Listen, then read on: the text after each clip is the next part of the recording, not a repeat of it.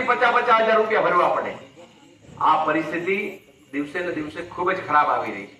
તમને થોડી વાર માટે એવું થશે, આપણે મોટે ભાગે એવું વિચારતા હોય કે આપણી નજીકની જે સમસ્યા હોય ને એ સમસ્યા, બાકી જે આગળ દેશની વાત છે ને એ કોઈ બહુ મોટી સમસ્યા આપણે નથી ગણતા. પણ શરૂઆત જ ક્યાંથી થાય છે? વડાપ્રધાન 9,500 કરોડના પ્લેનમાં ફરતા હોય, કંપનીનું નામ છે ઝોલો, અને ભાઈ તોય એવું કહેતા હોય કે હમ તો ફકીર આદમી ઝોલા લેકર કે ચલ દેંગે. એટલે એ બોલું ઝોલો, તમે સમજા નહીં હો કે મેં તો ફકીર આદમી હું, मैं तो झोला लेके चल दूंगा. એટલું 9,500 કરોડ એ તમારા ને મારા ટેક્સ ના પૈસા. ક્યાંય માસી ને મામા ને કે ક્યાંય માં કરૈયા માં નથી લેવા, આપણા પૈસા જ બધા. એ પૂરું થાય એટલે બરોબર અહીંયા 9,500 કરોડ નું પ્લેન લેવામાં આવે અને એની પાછળ 15 દિવસની અંદર મુખ્યમંત્રી રિસાય. ભારતીય જનતા પાર્ટીના મુખ્યમંત્રી રિસાય, જઈને ખૂણામાં બેસી જાય અને 198 કરોડ નું પ્લેન એના માટે લે. આ સત્ય છે. ક્યાંય તમને એવું લાગતું હોય કે મારી વાતમાં ક્યાંય ખોટું છે તો મને વચ્ચે ઉભા થઈને રોકજો, મને જરાય ખોટું નહીં લાગે. પણ આ બધું જોયું છે, આ બધું ચાલે છે. ભાઈ 198 કરોડ રૂપિયા, 9,500 કરોડ રૂપિયા, આ કઈ નાની રકમ નથી. અને આ તો સેવા કરવા આવ્યા છે. એ તો ઉઘાડા પગે સેવા કરે, જેને સેવા કરવી હોય. એ તો ઈ માએ વીરો એવો જન્મ હોય, એને જન્મ દીધો હોય કે ધરાવીને ધાન નીપજે અને કુળવીને દીપક ન હોય, એ જેસલ જખરો નીપજે જેની માં હોથલ પદમણી હોય. આ હેલું નથી હો. સેવા કરવી હેલી નથી, વાતો કરવી બહુ મોટી મોટી. અરે આજે કોઈ સાચી વાત કરવા માટે આવ્યું હોય તો આ લાઈટો બંધ કરી દેવી, એની ઉપર 144 ની કલમ નાખી અને અહીંયા વ્યક્તિઓ જાજા 4 થી 144 ની કલમમાં એવું હોય. ભણેલા ગણેલા મિત્રો છે, વડીલો છે, જે બહાર નીકળ્યા છે ખબર હશે કે 4 જણાને એક સામતા ભેગું નહીં થવાનું. એટલે ભાઈ શું કામ ભેગું નહીં થવાનું? વાંધો શું છે? એને ખબર છે કે 4 જણા ભેગા થશે, દેશની વાત કરશે, ખોટું થાય છે એની વાત કરશે. આ 4 જણા બીજા 44 જણા સુધી વાતને પહોંચાડશે. અને આપણે જે ગોટાળા કરી છે, જે લોચા કરી છે, જે માલ બનાવી છે આ પ્રજાને આંખે પાટા બાંધીને, આ બધું આપણું બંધ થશે. એટલે 144 ની કલમ. તમે ગાંધીનગરની અંદર જો કોઈ આમાંથી ગયું હોય તો કોશિશ કરજો, એક ટ્રાય કરજો. તમને કદાચ મારી વાત અહીંયા સાચી ના લાગે, જતા પહેલા મારો નંબર આપતો જઈશ તમને, મને ફોન કરજો મારી વાત ખોટી નીકળે તો. ગાંધીનગરની અંદર તમે 5 જણા એક ખૂણામાં સચિવાલયની સામે ખાલી હમસતા ઉભા રહેજો, ઘુસમુસ કરજો. તરત જ પોલીસ આવીને તમારી બાજુ નો વેરી જાય બંધ કહેજો. તરત જ તમારા નામને સરનામા પૂછવા માંડશે. તરત જ તમને એમ કહેશે કે આ શું ઉભા છો. એથી ઝડપથી તમને 5 મિનિટનો સમય આપવામાં આવે છે. અહીંથી ઝડપથી 4-5 જણા જો છૂટા પડી જાઓ. આ સત્ય છે, આજની તારીખે સત્ય છે, આજના સમયમાં સત્ય છે. કયો દેશ છે આ? આઝાદ કે ગુલામ? તમે આઝાદ છો, ગુલામ છો? આ ગુલામ દેશના નાગરિક છે કે આઝાદ દેશના નાગરિક છે? આ પરિસ્થિતિ આપણી સામે ઉભી કરી દીધી. દર 3 દિવસે એક વિદ્યાર્થી આત્મહત્યા કરે છે. ખેડૂતો પાયમાલ થઈ ગયા છે, એને એનો પોષણક્ષમ ભાવ મળતો નથી. પરિસ્થિતિ દિવસે ને દિવસે આકરી આવતી જાય છે. વીજળીની વાત કરીએ, તમારે તો અહીંયા કદાચ કોઈ નાખ્યા હોય ખબર નહીં, આ રાતે દેખાતું નથી, પણ ઓલા સોલાર પેનલો નાખે છે. આપણી ઘરે વીજળી ઉત્પન્ન કરવાની સોલાર પેનલ, મારી ઘરે સોલાર પેનલ નાખીએ આપણે, એટલે આપણે યુનિટના જે 7-8 રૂપિયા લાગુ પડે છે. એટલે આપણે ઘરે જો સોલાર પેનલમાં આ વીજળી ઉત્પન્ન થાય તો આપણે PGVCL આગળથી, એટલે કે વીજ જૂનું નામ હતું, એની આગળથી આપણે વેચાતી લઈને આપણી ઘરે જે મીટર મળે એક યુનિટના જે કઈ 7-8 રૂપિયા લઈએ. અને મને ખબર છે મારી ઘરે આજે જ બિલ આવ્યું, એટલે કે આપણે યુનિટ વધારે ઉત્પન્ન થયા હોય સૂર્યપ્રકાશથી તો એ લોકો આપણા યુનિટ લઈ લે. પણ આપણે શું દે ખબર છે? કોઈને ખબર? હા તું છોકરો કાંઈ વાંધો નહીં, ખોટું પડે તો કદાચ ભૂલાઈ જાય આંકડો. આપણે કેટલા દે ખબર? પાછળ મને દે છે એટલે મને ખબર છે, 2.5 રૂપિયા સાહેબ. એટલે આ હું તમારું વિદ્યુત, અમારું વિદ્યુત નહીં, તમારી વીજળી, તમારો પાવર અમારો પાવર નહીં, તમારા પાવર થી પંખો સીધો ફરે, અમારા પાવર થી પંખો ઊંધો ફરે. એ આવું હોય કે? અને એ જ વીજળીના ભાવ અદાણી અને અંબાણીની કંપનીઓ જે છે, જે વીજળી ઉત્પન્ન કરે છે, એની પાસેથી કેટલા ખરીદે છે તો પૂછો. એટલે ભાઈ કા એ મામાના દીકરા છે અને અમે તમારું કઈ બગાડ્યું, કઈ લૂંટીને ગયા છીએ અમે તમારું? આવો ભેદ શા માટે? એના માટે થઈને જાગવું પડે એમ છે. આપણે ખૂબ જ મહેનત કરવી પડે એમ છે અને તાકાત લગાવવી પડે એમ છે. જો તમે આજે હિંમત હારી ગયા, આજુ મારી વાત કરું, કદાચ મારા નામથી જ ખાલી ઉલ્લેખ થયો છે, હું રાજકોટ થી આવું છું, મારા અંદાજે 250 કિલોમીટર થી વધારે સમય છે. હવે કદાચ અહીંયા જિલ્લા પંચાયતની બેન વાત કરતા હતા. હવે આ જિલ્લા પંચાયતમાં મારે તો ઊભું રહેવું નથી. હું તો આ 3-4 જિલ્લા ઠેકીને આવ્યો. મારે તો ઊભું રહેવું નથી, છતાંય શું કામ આવ્યો? મને ખાલી એટલી ખબર છે કે મારે મારા દેશ માટે કામ કરવાનું છે. મને ખાલી એટલી ખબર છે કે મારે એક એક વ્યક્તિ માટે કામ કરવાનું છે. કારણ કે આજે હું એ શહીદોનો ઋણી છું કે જેને આ દેશના માટે પોતાનો જીવ ત્યાગી દીધો. અંગ્રેજોની ફાંસી એની ગોળીઓ ખાધી છે, જેને એના જીવ દીધા છે ને એનો હું ઋણી છું. તમે પણ ઋણી છો, કોઈ માને કે ન માને. મને મોકો મળ્યો છે આમ આદમી પાર્ટીના મિત્રોએ આજે અહીંયા એમ કીધું કે આવવાનું છે મનોજભાઈ, એની સાથે જોડાય અને એ ઋણ મુક્ત કરવાનો પ્રયત્ન કરો છે. ઋણ મુક્ત તો ક્યારેય નથી. અને ડરની જયારે વાત આવે ત્યારે ભારતીય સંવિધાનના નિર્માતા ડોક્ટર બી.આર. આંબેડકરે એક વાત કરી કે जुल्म सहने से जुल्म करने वाले से जुल्म सहने वाला ज्यादा गुનેગાર होता है. તમે સહન કરો ને એટલે તમે વધુ ગુનેગાર છો. કોક શહેરોની અંદર જાજો, કોક વિસ્તારોની અંદર જાજો, ત્યાં કોઈ બોલતું નહીં હોય, જતું કરતા હશે, ત્યાં દાદા દીકરો થાય. બાકી હવો એક ઝટકે જવાબ દઈ જાય ને 5 જણા ભેગા થઈ કે ભાઈ બધી વાત સાચી, બોલો કે પણ હું તને નથી કેતો. અરે ભલે મને નો કેતો, કોઈ ખોટું ન કહેવાય. આવું કેવા વાળો વર્ગ જે વિસ્તાર ની અંદર હોય ને દાદા દીકરો નો થાય. અન્ય ડરની કોઈ જરૂર નથી. એટલે આજે જે આમ આદમી પાર્ટી તમારી પાસે જે વાત લઈને આવી છે એ તમારો ડર ભગાડવાની વાત છે. મને તો આ શબ્દ સિવાય કઈ હુજ્યું જ નહીં. કોનો ડર ભાઈ? મહેનત કરીને ખાવું છે આપણે. આપણા બચ્ચાને આપણે જે એક ધાન ઉગાડી અને ધાન એને આપણે કોળીઓ એને દેવાનો છે, એમાં કોના આપણે લઈ લેવાના છે. અને હવે પછી ડર છે નો તો અંગ્રેજોથી એક કપરો સમય કહેવાય.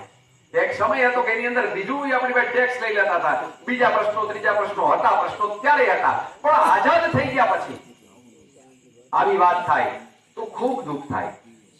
એટલા માટે ઘણા લોકો એવી વાત કરે ભાઈ તમને ન ખબર હોય, અત્યારે અહીંથી કદાચ અહીંયા આપણે છૂટા પડી અથવા તો અમે છેટે બેઠા બેઠા કોઈ વાત નહીં કરતા હશે.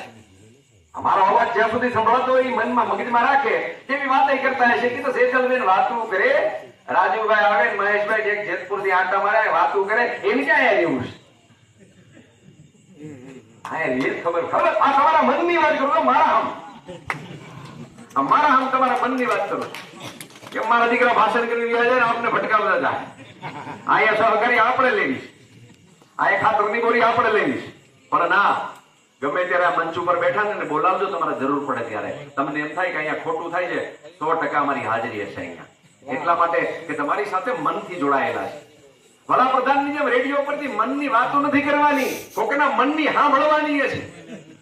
અને તમારા મનની સાંભળવા આવ્યા છે. અને એટલે જ આ બધી વાત કરીને બેને વાત કરી. અને તમને મારા પછીના વક્તાઓએ કહેશે કે ભાઈ તમારા પ્રશ્નો હોય કયો. ભાઈએ જેમ વાત કરી કે અહીંયા રોડ રસ્તા આટલા વર્ષોથી બન્યા નથી, તો કેવી પરિસ્થિતિની વચ્ચેથી આપણે પસાર થઈ રહ્યા છે. હું તમારી પાસે અત્યારે તમે આમને બેઠા છો, આમાંથી મને કોઈ તમારા બધાને ચેલેન્જ કરવાની. હું સવાર સુધી પાણીનો ઘૂંટડો ન પીવું અને એક પછી એક ભ્રષ્ટાચારનો મુદ્દો ભારતીય જનતા પાર્ટીનો બોલતો જાઉં. તમારે એમ કહી દેવું પડે કે આમાં એક મુદ્દામાં તમે ના પાડી શકો. સવારે બોલું છો, ફરી પાછી વાત કરું છું, પાણીનો એક ઘૂંટડો ન પીવું, તમને પીવા જવા દઈશ.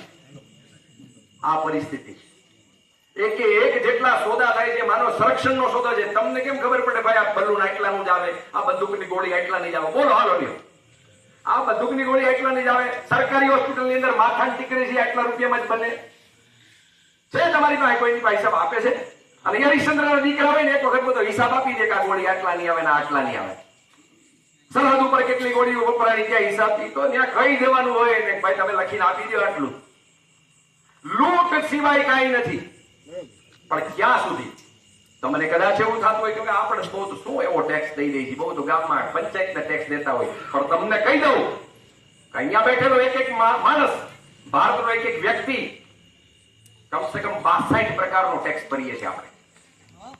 ખાલી એકનો સામાન્ય તમને દાખલો દઈ દઉં કે તમે એક હીરો હોન્ડા છોડાયું, એ સમયની અંદર તમને 10-12 લાખ રૂપિયા ધંધામાં ફાયદો થયો.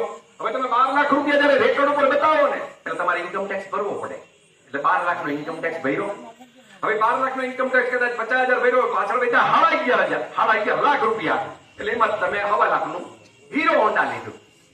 હીરો હોન્ડામાં તમને રોડ ટેક્સ ને આ ટેક્સ ને તે ટેક્સ, ખરેખર જે હીરો હોન્ડા 1.25 લાખ રૂપિયાનો આવે છે એ તમારી ઘરે દાંત કાઢતું 65,000 માં આવી જાય. પણ બાકી બધા પ્રકારના જે ટેક્સ છે એને કારણે તમને 1.25 લાખે પહોંચે છે. હવે એ હીરો હોન્ડામાં આપણે ટેક્સ દીધો, એની પહેલા ઇન્કમ ટેક્સ દીધો, હવે 11 લાખમાંથી આપણે માયલા જઈએ આપણે આગળ. હવે એનું ટાયરમાં પંચર પડ્યું, તો પંચર પડ્યું તો આપણે પંચર કરાવવા ગયા તેની ટીકડી આવે એની માથે ટેક્સ છે. એટલે એ તો આપણી પાસેથી જ લે પંચર કરવા વાળા ભાઈ, કઈ તો નો દે. એનાથી આગળ એમાં પેટ્રોલ વિના તો છૂટકો નથી. તો પેટ્રોલ જે ખરેખર આમ એવરેજ ગણો તો 40 રૂપિયા, જો બધા ટેક્સ કાઢીને 40 રૂપિયા થાય, એની બદલે અત્યારે 98 રૂપિયા જેવું અને એની ઉપર છે આંકડો. તો એમાંય આપણે અડધથી વધારે ટેક્સ આપીએ છીએ. હવે એનાથી આગળ જઈએ કે ટાયર બદલવાનું છે, ટાયર ઉપર ટેક્સ, વાયર બદલવાનો છે, વાયર ઉપર ટેક્સ, લેમ્પ બદલવાનો છે તો લેમ્પ ઉપર ટેક્સ. કોઈ એવી ચીજ છે જેની પર ટેક્સ નથી. તમારા બાળક માટે તમે ચોકલેટ લ્યો એના ઉપર ટેક્સ. આ બધું એના ઉપર હાલે છે. એટલે તમે ક્યારે પેલા તો આ વિચારવાનું નહીં કે ફલાણાએ આપણે બોલા નહીં લખીએ છે ભાઈ મુખ્યમંત્રી શ્રીની ભેટ, અને શેની ભેટ? ત્યાં ખિસ્સામાંથી દો છો અમારા ટેક્સના પૈસા. અને તમને તો ઈ સજા મળવી જોઈએ કે જે અમને 6 મહિનામાં દેવાના હતા તમે 7.5 વર્ષે દો છો. એનો પ્રશ્ન પૂછવાનો થાય કે 7.5 વર્ષે કેમ દીધા? ભેટ છે ને. ઓલું ફલાણું હોય તો વડાપ્રધાન તરફથી દિવાળીની ભેટ, એટલે હું મારા માસીને દીકરા આવો તમે અમારે આટલું સુટકેસું ભરીને લેવાય, તમારે ઘેરેથી લેવાય. તમારો પૈસો ટેક્સ નો. ખાલી આ લોકોના એક એક ખર્ચા ગણો ને, ખાલી આ રેલીઓ કાઢે છે બધું આપણે. અને તમને એક કહેતો જાઉં, આજે રેલીઓના મોટા મોટા બિલ બને ને એના માટે એક શબ્દ વપરાય છે, PMO, પ્રાઇમ મિનિસ્ટર ઓફિસ. ગુજરાતીમાં વડાપ્રધાનની કાર્યાલય. એમાં સીધું બિલ છે, એમાં બિલ બધા વાત થાય. ભાઈ રેલીઓ કરવાની તમારે શું જરૂર છે? તમે સારું કામ કરતા તમને હા મળે કોઈ નો દે એ કે ભાઈ બધું હાઈ ક્લાસ હાલે, શું માથાકૂટ કરવી? પણ આ શાંતિ નથી, પ્રશ્નો છે.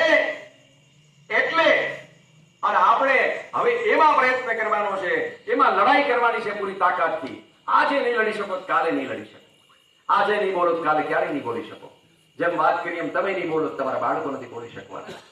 અત્યારે કદાચ એવું બને કે આમાંથી 5-25 જણા બેઠા હોય એમાં હવારે કદાચ કોઈ ભારતીય જનતા પાર્ટી વાળો આવીને એમ કે તમે ચિંતા કરો તમારે ગોઠવાઈ ગયેલું છે એમાં જિલ્લા પંચાયતમાં એ કાંઈ તમે બધું રહેવા દો આમ તેમ. એટલે એને થાય ના હું તો થઈ જાય. હું તો એમ કહું છું કે ખરેખર રાજકારણમાં આવવું હોય તો પેલા મહેનત કરીને આવો, આ દેશના સંવિધાનને વાંચીને આવો. બધાની છૂટ છે. રાજકારણ એક એવું ક્ષેત્ર છે, તમારે ડોક્ટર બનવું હોય તો એક પ્રકાર MBBS ની લેવલનું ભણવું પડે. રાજકારણની અંદર તો તમે આમ જોવું તો સીધા આવી શકો, કોઈ પ્રશ્ન જ નથી.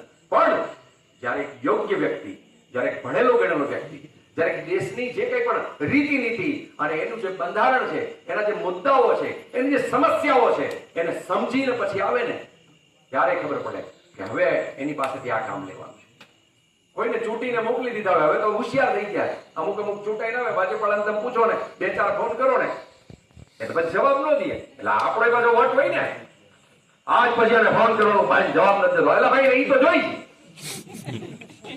તમે આવો વોટ કરો માં એને થકાવી દો. દિવસમાં 42 ફોન કરો એક જણો કે અમારે ખાડો છે ખાડો છે ખાડો છે, કે મને ખબર છે તો બોલ, બીજું કઈ નથી કરવાનું.